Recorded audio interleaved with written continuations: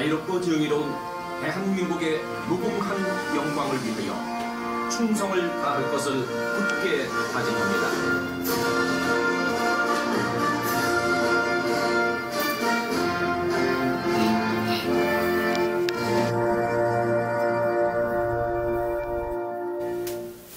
바로 애국가 제창이 있겠습니다.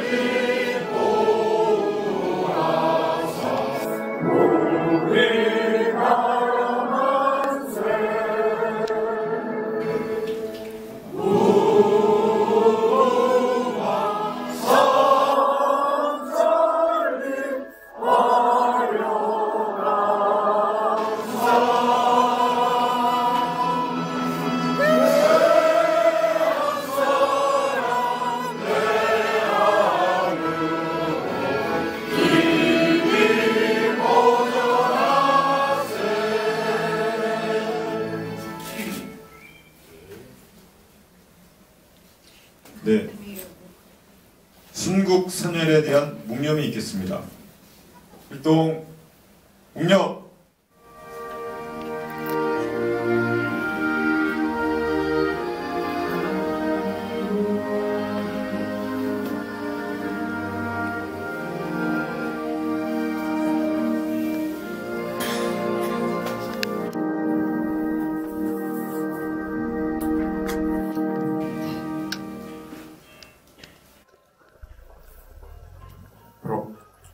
네, 자리에 착석해 주시면 감사드리겠습니다. 다음 순서는 프리덤 뉴스 대표이신 김기수 변호사님께서 나오셔서 내빈 여러분들을 소개해 드리도록 하겠습니다. 우리 김기수 대표님 요즘 굉장히 바쁘시고 많이 쓰고 계시는데 나오실 때 뜨거운 박수로 환영해 주시면 감사드리겠습니다. 예, 반갑습니다. 지금 우리 이 홀이 한 2달 전에만 해도 이게 거의 비어있던 그런 홀이었습니다. 그래서 그 홀을 이렇게 바꿔놓으시고 이렇게 사회를 처음에 맡아주신 우리 김정섭 대표한테 MPK 운영 국장한테 박수 한번 부탁드리겠습니다. 우리 MPK 이 네트워크 홀을 만들고 우리 프리덤 뉴스 위에 포럼을 하게 돼서 정말 감개무량합니다. 우리 MPK는 보시는 대로 우리 한반도의 뉴 패러다임을 지향합니다. 그래서 우리 프리덤 뉴스로서는 이런 싱크탱크가 2층에 있어서 그야말로 정말 문전옥답이 하나 생긴 셈입니다. 그래서 날로 발전할 수 있는 근거를 이제 마련했다, 이렇게 볼 수 있겠습니다. 제가 시간 관계상 여기에 오늘 다 일일이 소개 못하도록 양해를 해주시기 바랍니다. 제가 오늘 그 2부 강연을 해주실 맹주성 명예교수님 소개 잠깐 인사만 해주세요.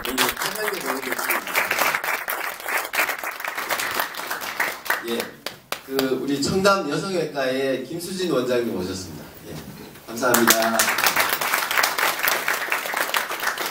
뉴 강남 포럼이라고 최근에 아주 유명한 포럼이 생겼습니다. 박문영 대표님, 이상직 뉴 강남 포럼 공동 대표님, 호서대학교 교수님. 지금 우리 제일 앞에 앉아 계시는 우리 송영인 선생님을 꼭 소개해드리고 싶습니다. 송영인 선생님 저기 김대중 정권 시절에 국정원에서 해직당한 간부들 모임의 대표로 있습니다. 그 당시에 580명이 해직됐고요. 그 해직된 모임의 대표로 계십니다. 국사모 선생입니다. 제가 또 우리 플로어에 있는 분들을 다 일일이 소개를 못 해드려서 죄송하고요. 제가 시간 관계상 우리 헤드에 있는 분들을 따로 소개를 해드리겠습니다. 우리 이종명 우리 국회의원님, 자유한국당 국회의원님 소개해드리겠습니다. 이종명 의원님은 그 대대장 시절에 육군 사관학 출신으로 대대장 시절에 전방에서 후임 대대장이 지뢰밭에서 지뢰사고를 당했는데 그 후배를 구하기 위해서 지뢰밭으로 갔다가 본인이 다치신 그런 분입니다. 그래서 우리 국가의 군인의 표본이신 그런 분이라고 생각해서 오늘 그리고 박인환 건국대 법학전문대학원 바른사회 시민회의 공동대표이십니다. 인사드립니다.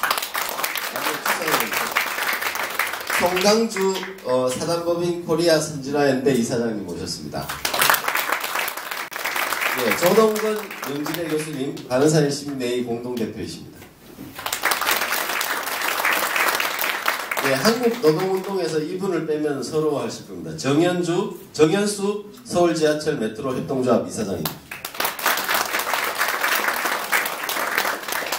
예, 지금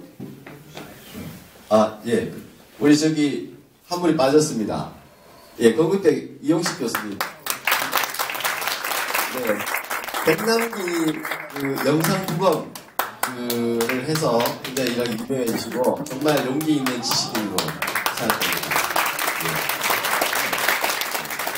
지금 제가 작은 영상을 하나 준비를 했습니다. 그래서 그 영상을 좀 보시면서 우리 프리덤 뉴스가 1년 동안 걸어온 길을 한번 되새겨 보도록 하겠습니다. 그 영상을 좀 준비해 주십시오. 오늘 19일이 저기 뒤에 이경자 선생님, 제가 눈이 좀 어두워가지고 잘 안 보였습니다. 이경자 그 전국 학부모연합 저 대표님 이태수 교수님. 지금 의사가 없어가지고 서 계신 것 같은데 예, 요 앞에 자리가 하나 있는 것 같습니다. 예. 여기도 있고.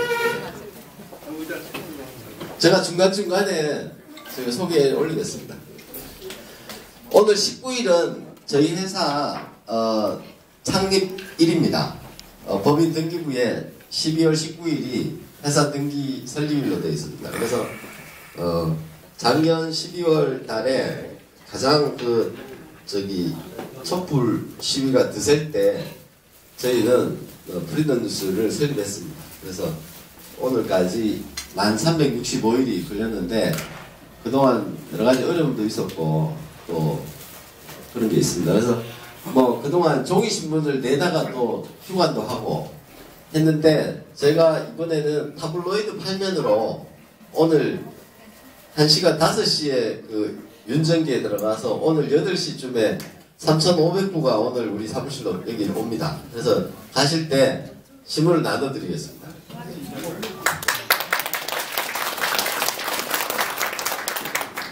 자, 우리 건배를 제가 하는 것보다 우리 송영인 우리 대표님 한번 건배사 저희 해주십시오.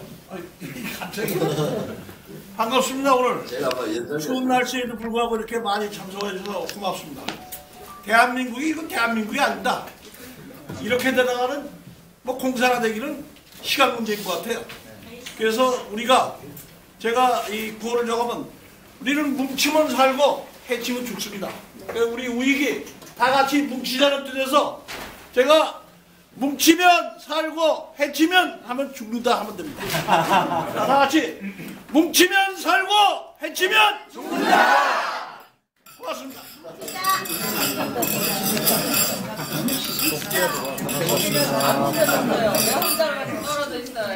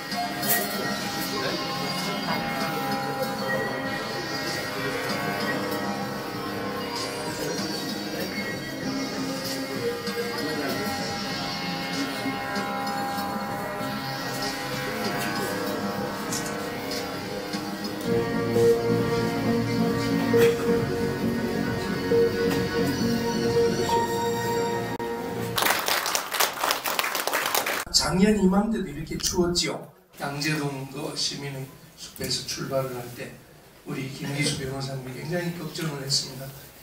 그 생전해보지도 않은 언론 사업을 뛰어들었는데 어떻게 하나. 저는 뭐 무조건 저도 모르지만 괜찮다. 그때 이제 생각이 난 것이 오마이 신문들도 처음에는 주주 모집, 한겨레 신문도 마찬가지입니다. 그때는 주주를 일반 국민들한테 모집을 해서 10,000원, 20,000원씩 거두어서 했습니다.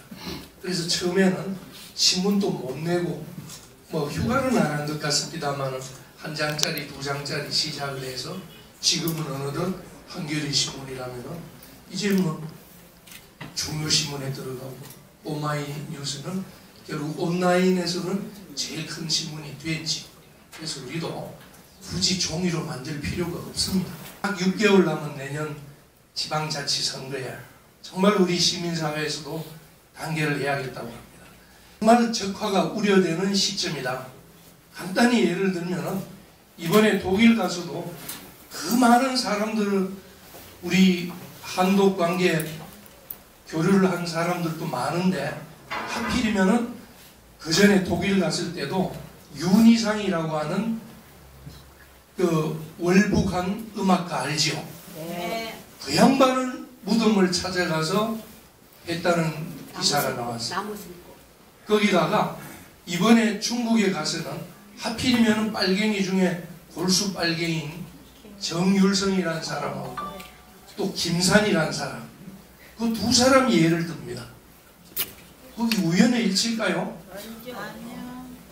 그런 거에다가 심지어 국정원에, 여기 국정원에 오신 분 계십니다만 수사권을 없앤다고 하고, 그 다음에 개헌을 해서 지방자치제도 연방에 준하는 지방자치제를 하겠다. 여러분 그 불길한 느낌이 들지 않습니까? 네. 어떻게 차츰 그런 식으로 몰려가니까 이거는 가랑비에 어쩌듯이 가만히 있다가 우리 자유민주 세력이 당하게 된다. 민주주의에 쓰면서 앞에 자유자를 쓰는 걸 한번 본 적이 있습니까? 없습니다. 자유자는 빼고 민주주의를 이야기합니다. 그래서 우리가 더욱더 경각심을 가지고 프리덤 뉴스, 마침 자유지요. 저들한테 대항할 수 있는 것은 자유밖에 없습니다. 자유는 자율과 책임이죠. 자유와 장이 책임입니다. 그래서 우리가 자손들한테 물려줄 것은 바로 이 자유다. 그것만 잊지 않고 오늘 우리 프리덤 뉴스를 창간을 기념을 해서 이제 한 살이 지나면 슬슬 걷기 시작할 겁니다. 여러분 독자분들이 다 주주분이고 기자가 돼서 또 저도 저를 포함해서 각종 좋은 읽을거리 볼거리를 제공을 해서 내년 이맘때는 저 오마이뉴스나 한겨레 정도는 우습게 보는 그런 신문으로 돼서 우리 웃으면서 다시 만납시다. 반갑습니다. 시간을 줄인다고 하면서 건배 목도 마르니까 앞에 있는 잔을 들으시고, 저 김정은이가 제일 좋아하는 게 미사일이죠. 저놈들은 핵미사일을 하는데 우리도 가만히 있을 수 없죠. 우리도 미사일을 소개했습니다. 제가 미사일 하면 여러분이 발사를 하는데 저 미사일은 이런 미사일입니다. 미는 우리에게는 미래가 있다. 4. 우리에게는 사랑이 있다. 1. 우리에게는 앞으로도 해야 할 일이 있다. 이걸 합쳐서 미사일로 하겠습니다. 미래가 있고 사랑이 있고 해야 할 일이 있으면 그보다 행복한 일도 없겠지요? 네. 자, 그럼 제가 미사일 하면 여러분은 발사해 주시겠습니다. 미사일!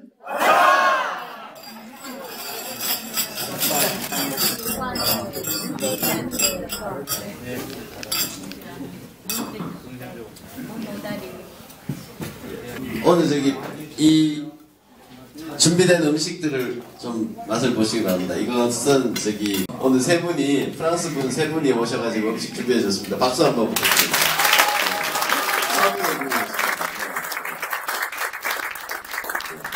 다르게 준비를 해봤습니다. 이게 마지막 분인데요. 우리 이분은 한국 노동운동에서 이분 빼면은 사실 시체입니다. 그래서 민노총에서도 우리 정현수 위원장님 함부로 못합니다. 그렇기 때문에 우리 정현수 위원장님 모시고 우리 얘기를 좀 해주시죠. 반갑습니다. 저는 지금은 한국일반노동조합 위원장입니다.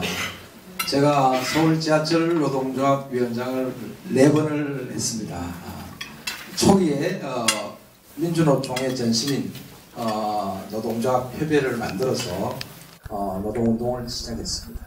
그리고 노동운동을 바꾸기 위해서 노력을 했습니다. 노동운동이 국민에게 사랑받는 운동, 또 노동운동이 기업을 살리는 운동, 또 노동운동이 사회에 공헌하는 운동으로 바꾸기 위해서 무척 싸웠습니다. 민주노총 소속이었고 민주노총을 만들었지만은 10원도 민주노총에 조합비를 내지 않았습니다.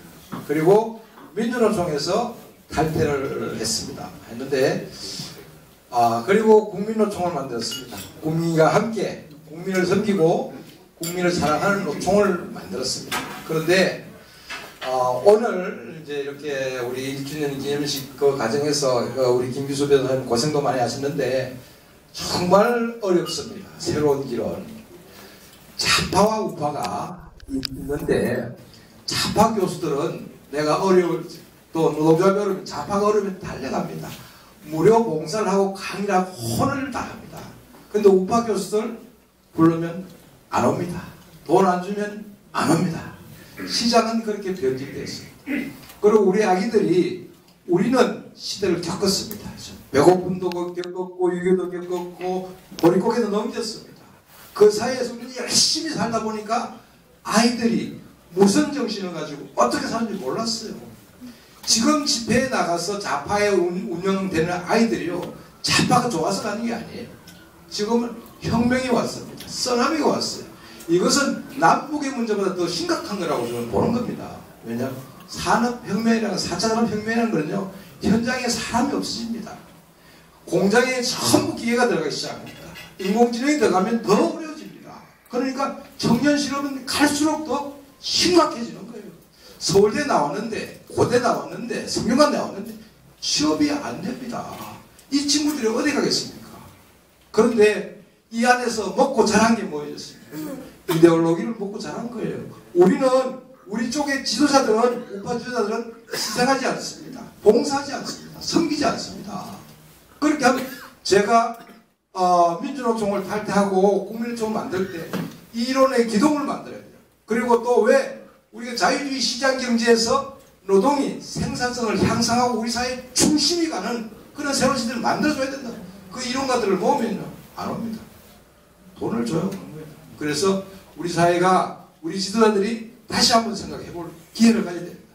그래서 저는 이렇게 생각합니다. 지금 정치인들요, 국민들이 느끼는 자유한국도 오셨지만 대단히 개인의 죄송한 얘기지만 지금 국민들이 느끼는 우파 정치 희생하지 않습니다. 봉사하지 않습니다.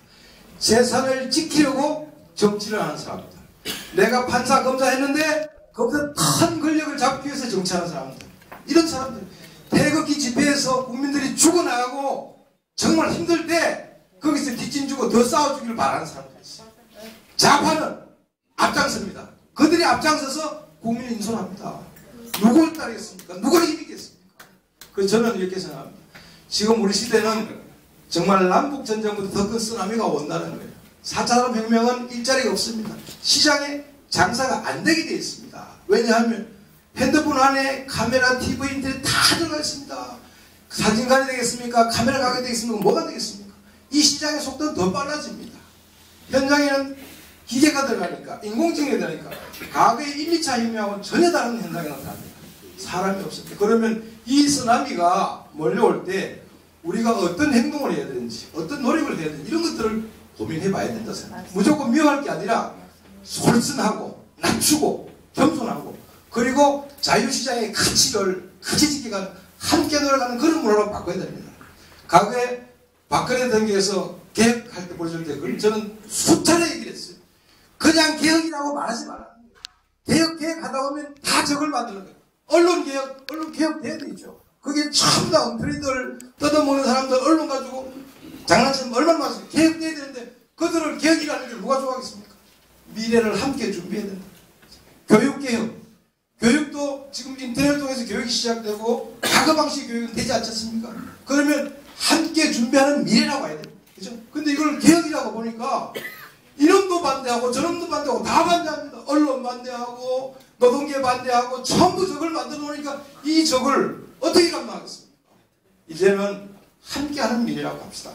함께 섬기고 함께 낮추고 함께 가면 반드시 자유주의 시장 경제를 존중하는 분들이 세상의 중심이 될 건데 우리가 미워하고 갈등하고 싸울수록 더 멀어질 겁니다. 그래서 우리 정치도 정말 여기 계신 분들이 자유한국당이나 어떤 당을 떠나서 정말 희생하고 봉사하고 현장에서 열심히 일한 그런 분들만 모시고 지세든 지키려 하는 놈들, 권력에서 더 큰 권력을 바라는 새끼들은 다 빼내야 됩니다. 맞습니다.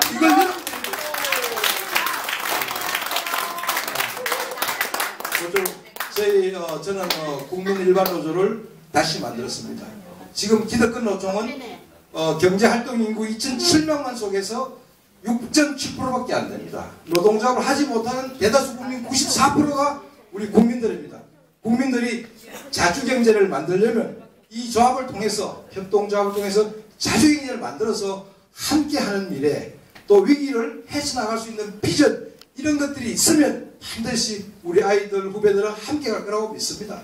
그 꿈을 함께 합시다. 고맙습니다.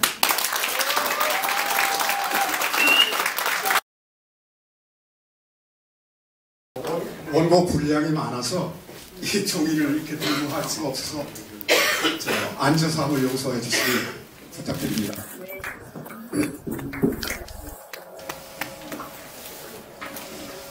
강연에 들어가기 앞서서 오늘 강연 내용은 성경 말씀과 김규나 소설가의 최근 장편소설 트러스트 미에서 많은 문구를 인용했음을 먼저 말씀드립니다. 물론 인용하기 전에 작가님의 허락받은 사항도 미리 말씀드립니다. 빛이 있으라 하심에 빛이 있었습니다. 그리고 우주에 헤아릴 수 없을 만큼 많은 별들이 빛을 발하고 잘 갖추어진 균형 속에서 질서정연하게 움직이고 있음을 우리는 너무나 잘 알고 있습니다. 또 빛이 있었기 때문에 밤이 지나면 낮이 옵니다. 그리고 어김없이 때가 되면 계절이 바뀝니다. 이것은 누가 변화시킬 수 없는 자연의 법칙입니다. 이 자연의 법칙, 다시 말씀드려서 잘 균형 잡힌 조화, 이것을 저는 진리라고 말을 합니다. 우리 인간들도 이 자연의 일부이기 때문에 진리를 벗어나서는 안 되는 하나의 요소라고 생각을 합니다. 그런데 오늘날 우리 현실에 무엇이 일어나고 있는 걸까요? 어제는 대통령 수행 기자가 집단 폭행을 당하는 장면을 보아야만 했습니다. 오늘은 대통령이라는 사람이 품이 없는 언행으로 인해서 끝없이 추락하는 국격을 슬픈 마음으로, 아픈 마음으로, 분노하는 마음으로 지켜보아야만 합니다. 내일은 또다시 무슨 절망의 순간이 올까 걱정해야 하는 마음으로 시간을 보내는 현실입니다. 참을 수 없는 존재의 가벼움을 느껴야만 하는 그러한 시간을 보내야만 하는 그러한 현실이 되고 말았습니다. 눈만 뜨면 저주받은 사망의 골짜기에서 어둠을 다 흡수해버린 것 같은 종소리가 우리의 마음을 어둠 속으로 몰아가고 있습니다. 빛이 있어야 할 낮에 우리의 마음은 어둠 속으로 가고 있습니다. 이것은 진리에 위배되는, 저항하는 이러한 행위인 것입니다. 진리의 저항, 이것은 결국 2017년 3월 10일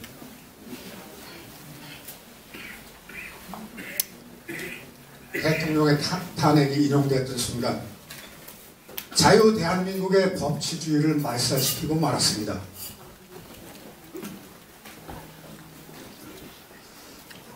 우리를 지나고 있는 시간들이 어둠 속으로 빛을 잃어가고 있는 그러한 현실입니다. 저는 대통령 탄핵 아니면은 그 이전에 언론에서 공범이나 뭐 이런 단어 등등을 써가면서 법을 무시하는, 즉 법치를 파괴하는 이러한 장면을 보면서 분노와 좌절과 또 내가 해야 할 일을 생각과 여러 가지 등등으로 태극기를 들고 집회에 나가기 시작했습니다. 3월 10일 탄핵이 된 이후에는 우리에게 무엇이 돌아왔습니까? 3월 1일 숭례문에서 광화문까지, 광화문에서 동대문까지 한 치의 틈도 없이 빽빽한 태극기 물결을 저는 기억합니다. 그러나 그 외침 속에서도 무엇이 우리한테 남겨졌는데 대해서 절망을 갖고 있습니다. 그리고 헌법재판관들의 판결, 이 판결문을 3권을 정독을 했습니다. 저는 법률가는 아닙니다. 법률가 아닌 일반 사람이 느끼는 상식적인 느낌, 이것은 이렇습니다. 분명히 헌법재판관은 헌법 제84조를 위반했다고 생각을 합니다. 그래서 저는 헌법재판관 8명을 대상으로 소송을 제기한 479명 중에 한 사람이 되었습니다. 지난 33년간 대학에서 강의를 마치고 세상에 태어나서 내가 해야 할 소임을 무사히 다 마쳤기 때문에 더 이상 할 일은 나한테 없다고 생각을 했습니다. 그러나 조금 전에 말씀드렸던 그러한 법치주의 무너지는 이런 모습을 보면서 아니다, 내가 할 일이 아직도 남아있는 거구나 라고 깨달음을 갖게 됐습니다.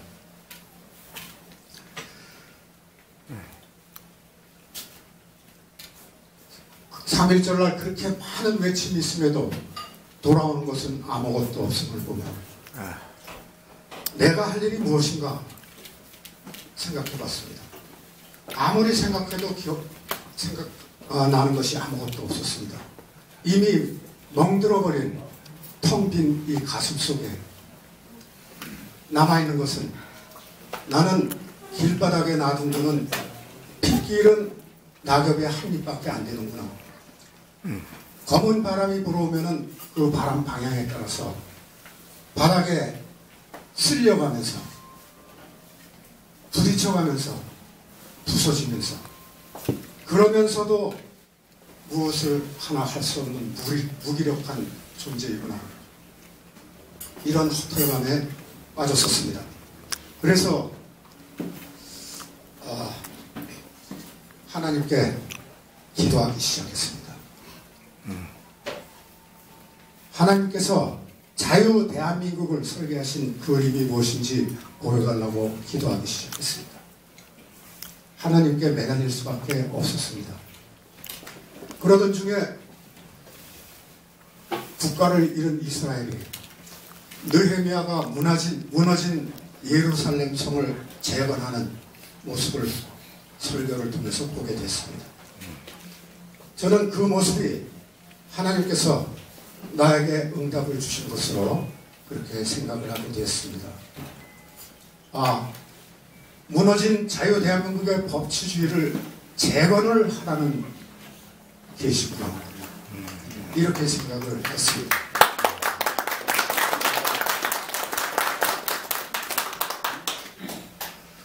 그래서 태극기를 든 이후로 아주 열심히 태극기를 들고 외치고 오늘날 NPK를 설립하는 여기까지 창립 멤버로서 참여를 하게 됐습니다.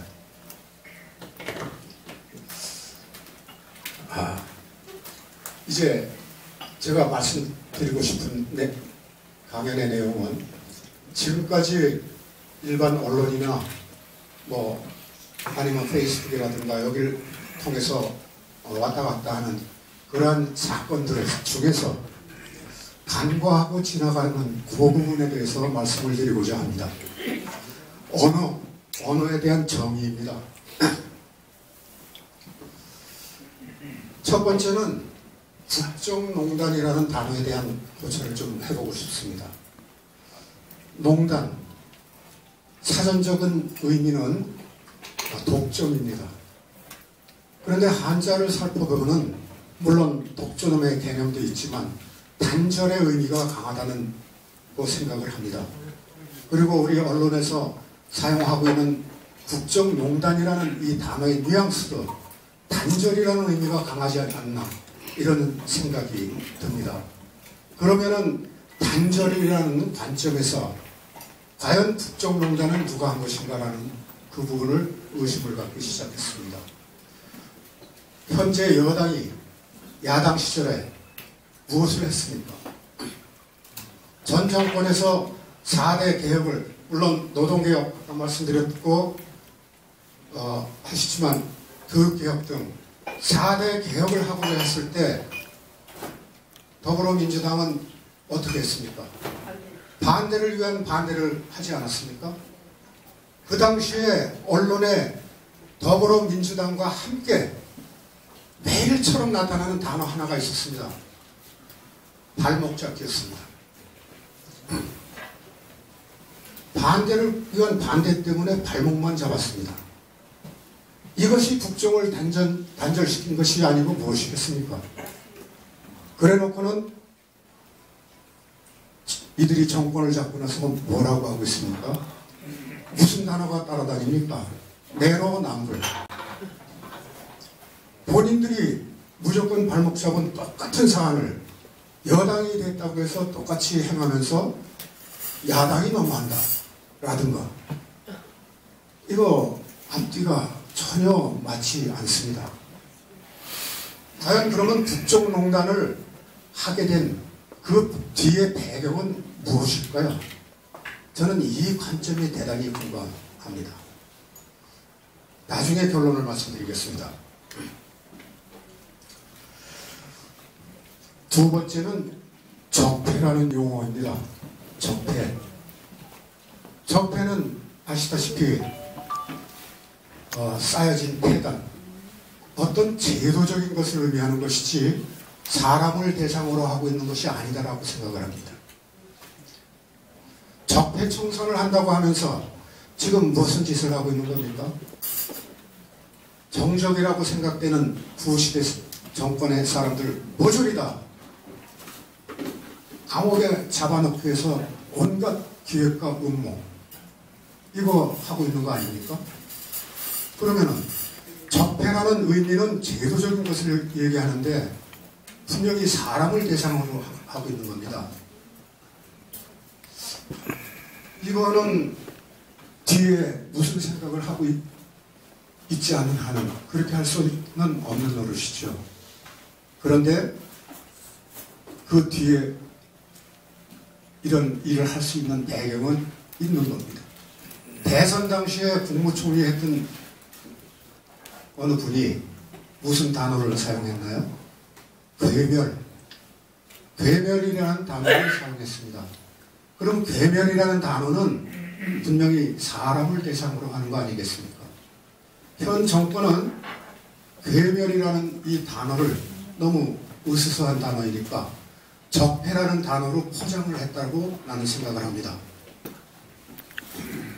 그리고 인적 청산을 내세우고 있다고 이렇게 생각을 하고 있습니다. 그러면은 이러한 단어들은 우리들한테 어떤 영향을 미치고 있는가?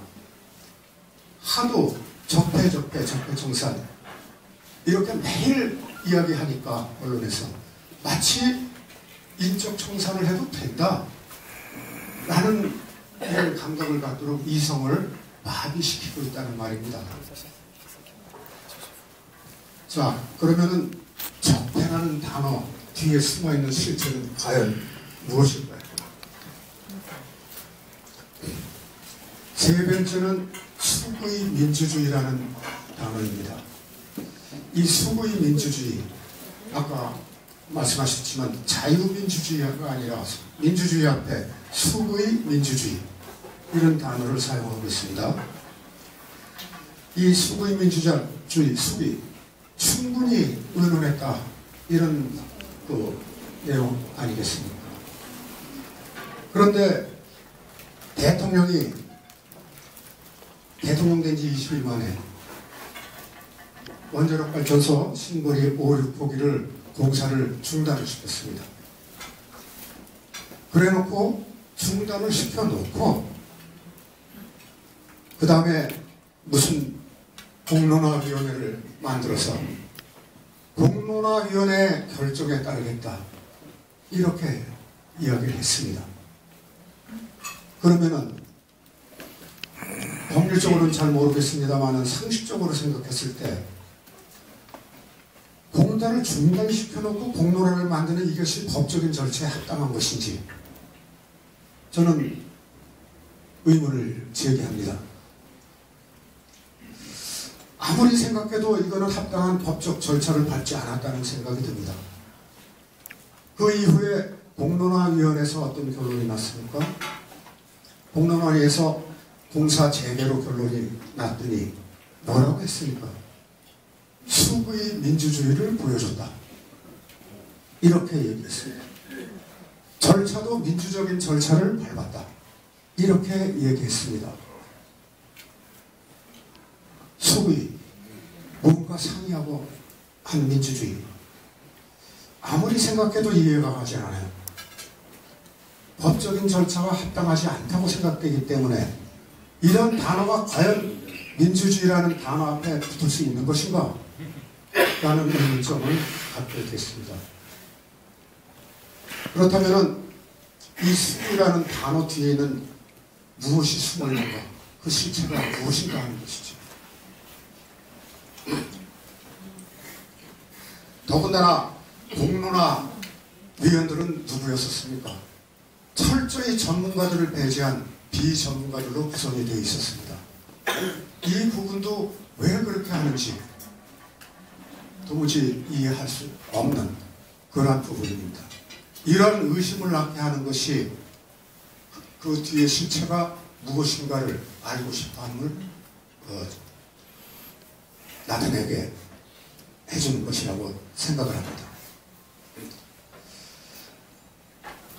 다음번에 이 네 번째는 좀 민감한 내용인데요. 촛불혁명이라는 것에 대한 말씀을 좀 드려보겠습니다. 혁명, 참 무서운 단어 같습니다. 혁명. 얼핏 생각해 보니까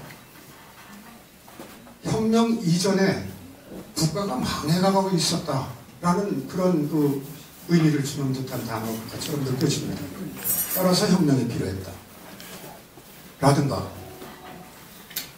또 혁명을 해서 구정권에서 지켜왔던 법치주의라든가 모든 것을 부정하겠다, 뒤집어 엎겠다, 이러한 뉘앙스를 주는 그런 단어 같습니다. 자, 그런데 가만히 생각을 해보니까 내가 과연 현 정권, 이전 정권에서 나의 자유를 못 누렸는가? 아니면 나의 평화를 못 누렸는가? 아니면 내가 경제적으로 누구한테 박탈을 당했는가? 현 정권에서 지금 일어나고 있는 것보다는 훨씬 더 자유롭고 평화롭고 그랬던 것 같습니다. 그렇다면 그 시대 때 왜 혁명이 필요했는가? 라는 의심할 수밖에 없는 노릇입니다. 과연 이들이 주장하는 혁명이라는 의미는 무엇인가 하는 것이죠. 그 당시에 다 아시다시피 우리는 세계 경제, 글로벌 경제의 상승세에 골든타임을 놓칠까봐 걱정하는 판이었습니다. 거꾸로. 민주노총의 불법 시위, 폭력성 시위를 걱정하는 판이었습니다. 전교조의 편향된 이념 교육을 걱정하는 지경이었었습니다. 이제 소위 얘기하는 촛불혁명이라는 것을 통해서 이들이 정권을 잡았습니다. 과연 누구를 위해서, 무엇을 위해서 일으킨 혁명입니까? 우리는 더욱더 평안했었던 세월이었습니다. 혁명은 김정은이가 보면은 혁명이 맞다고 보여집니다.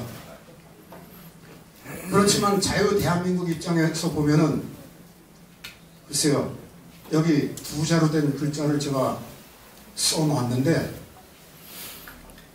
그 뭐 한 일주일 뒤인가 현재 국회 부의장 심재철 의원이 똑같은 단어를 써서 법적으로 다툼의 소지가 있는 걸로 문제가 됐더라고요.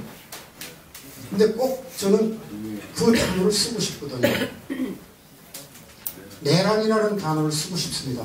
그렇지만 법적인 다툼의 소지가 있다면 이 자리에서는 공란으로 놔두고 여러분들이 두 자를 채워주시기 바랍니다.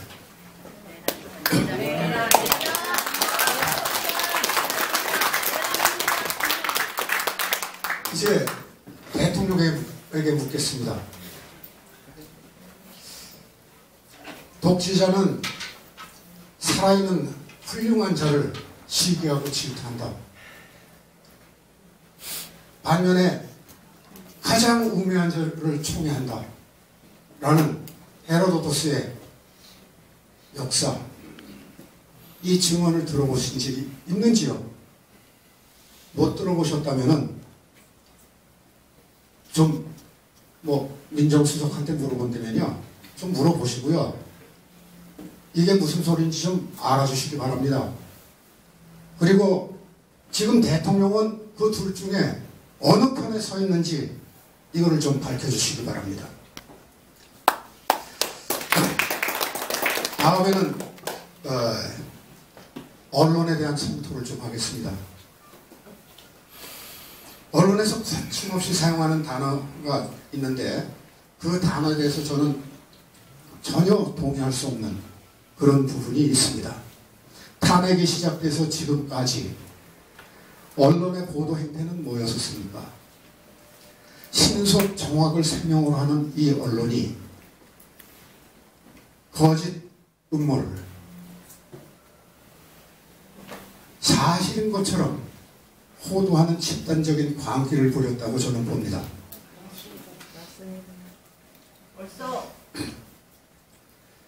그런데 이런 집단적 광기 뒤에 숨어있는 실체는 과연 무엇일까요? 언론노조요. 어느 방송국에 언론노조에 속하지 않은 기자 모셔다 얘기를 들어보니까 3분의 2가 민노총 소속이다 그 얘기합니다. 그리고 막강한 자금력을 가지고 하기 때문에 어떻게 할 수 있는 방법이 없다라고 이야기합니다. 그렇다면은 언론노조는 민노총 소속이고 촛불 세력 그 자체라고 말씀드릴 수가 있겠습니다. 따라서 정당한 진실을 보도할 수 있는 그러한 언론은 결국 없었다, 이렇게 말씀드릴 수가 있겠습니다. 지금까지 말씀드렸던 이러한 화려한 수사학적인 용어를 앞세워서 언론은 우리 국민들의 이성을 마비시키는 데 앞장선 장본인이 되었습니다. 이제 말씀드렸던 동의하지 않는 단어, 저는 진보와 보수라는 단어에 대해서 곰곰이 생각을 해봤습니다. 진보와 보수, 진보와 보수의 차이는 절대적인 전제 조건 하에서 국가 발전을 위해서 생각하는 생각의 속도의 차이라고 저는 개인적으로 정의를 내리고 있습니다. 그럼 절대적인 전제 조건은 무엇인가? 그것은 국가의 정체성을 흔들지 말아야 한다는 것입니다. 그러나 현재 일어나고 있는 모든 것들은 언론에서 보도도 그렇고 모든 것들은 진보 세력이 마치 촛불 세력이 진보 세력인 것처럼 보도하고 그렇게 인식들을 하고 있습니다. 저는 그 사안에 대해서 동의하지 않습니다. 분명히 촛불 세력들은 위에서 언급한 바와 같은 그런 가진 술수와 행동으로 분명히 나라의 정체성을 뒤집고자 했던 거라고 저는 봅니다. 절대적인 전제 조건에서 벗어난 행위라고 봅니다. 따라서 진보 보수, 촛불 세력은 진보고 나머지는 보수 세력이다. 절대로 동의할 수가 없습니다. 언론은 앞으로 진보라는 표현을 할 수 있는 그 대상들한테 종북이라는 두 단어로 바꿔주기를 간절히 요청합니다. 그러면 우리의 정체성이라는 건 무엇인가? 제1회 국회 속기록 제1호를 보게 되면은 당시 임시의장이었던 이승만 초대 대통령이 대한민국 독립민주국이라는 이러한 표현을 썼습니다. 그리고 이러한 나라를 설립하게 된 것에 대해서 우리가 이루었다고 자랑할 수 없을 것이라고 썼습니다. 하나님께 감사해야 할 것이라고 썼습니다. 인간의 힘으로만 이루어진 국가가 아니라는 이야기입니다. 대한민국은. 그리고 하나님께 감사한다고 한다면 아까 말씀드렸던 자연의 법칙, 진리를 추구하는 그런 국가임을 천명했다고 저는 보고 있습니다. 이러한 절대적인 전제 조건에서 진보와 보수는 존재하는 것인데 뭐가 뒤집혀도 한참 뒤집힌 언론의 태도, 이 뒤에 숨어있는 실체는 과연 무엇일까요?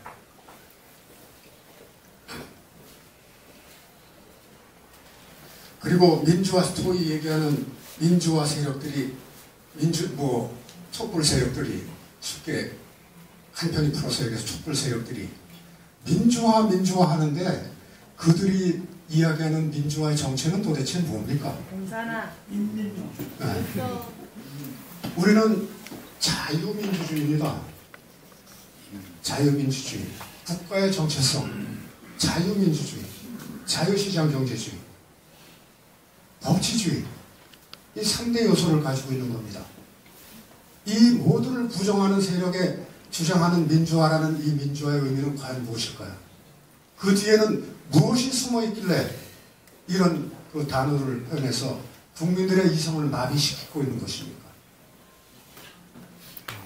이 이외에도 우리 언론은 현란한 수사학적인 용어를 총동원해서 국민의 이성을 마비시키는데 아직도 앞장서고 있는 현실입니다.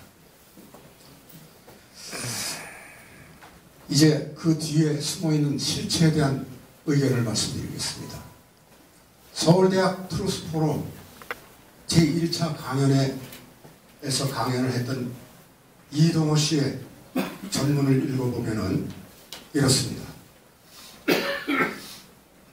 민족 자주정부 수립,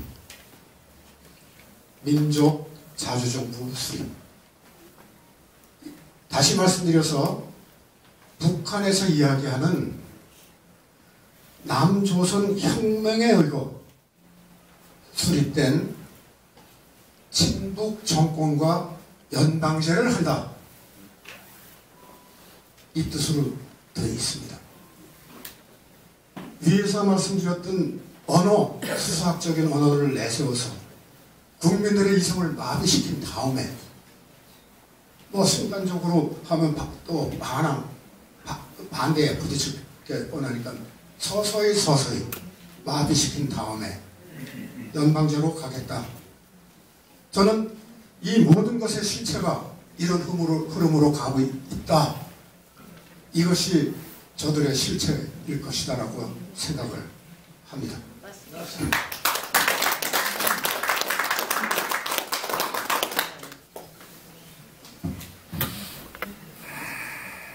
그 증거는 최근에 베이징 대학에 가서 우리 대통령 뭐라고 했습니까? 여기서 말씀드리기도 정말 자존심 상해서 말씀드릴 내용 못 드리겠습니다. 여러분들 다 읽어보셨으리라고 생각합니다. 젊은 학생들 앞에서 뭐라고 했습니까? 우리는 소국이라고요? 또 현재 여당의 대표라는 사람이 공산당 대회에 참여해서 뭐라고 했습니까? 이 대표라는 분들이 지금 하고 있는 말과 행동, 이것은 과연 연방제로 가기 위한 수순을 밟고 있다고 생각하기에 충분한 그런 증거 아니겠습니까? 저는 그렇게 생각합니다.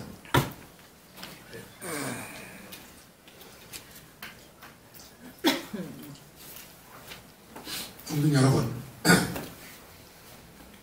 자유 대한민국이 국가의 성격을 선택해야 하는 역사적인 한 꼭지점에 와 있습니다.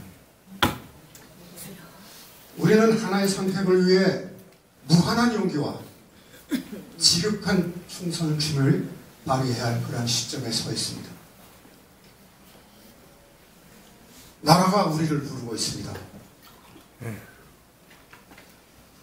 이런 현실 속에서 나는 희망을 봅니다. 어둠이 찾아오면 어김없이 나타나서 어둠을 밝히는 별을 봅니다. 법치와 자유민주주의 연대의 탄생인 것입니다. NPK입니다.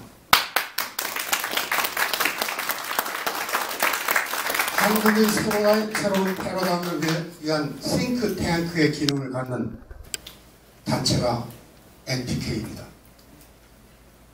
뿐만 아니라 오늘 1주년을 맞이한 사실을 신속 정확하게 보도하고자 하는 온갖 노력을 기울이고 있는 프리덤 뉴스, 이 언론이 있다는 사실입니다.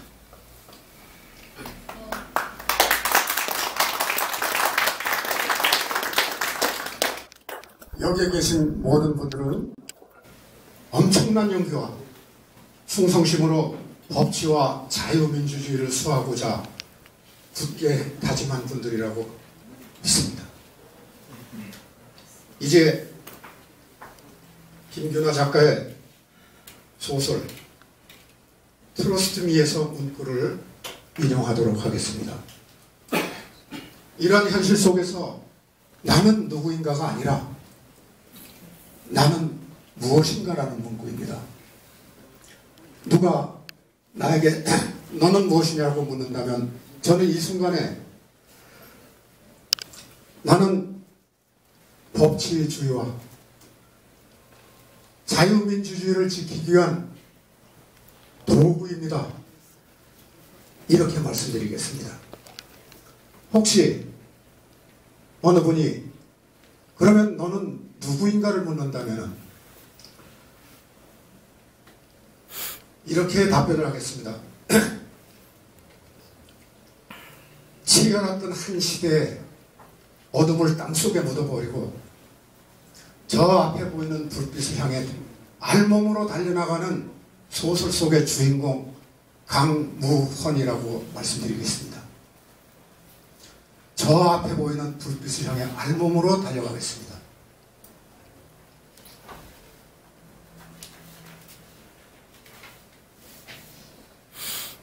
우리가 해야 할 일은 선택하고 행동하고 그 결과를 감대해야 하는 것입니다.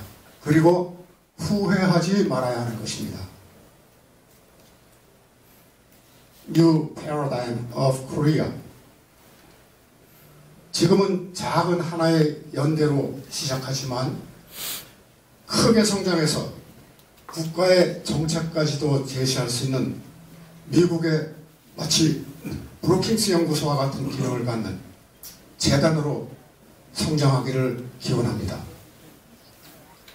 NPK, 너는 어둠을 비치는 희망의 별, 나의 별.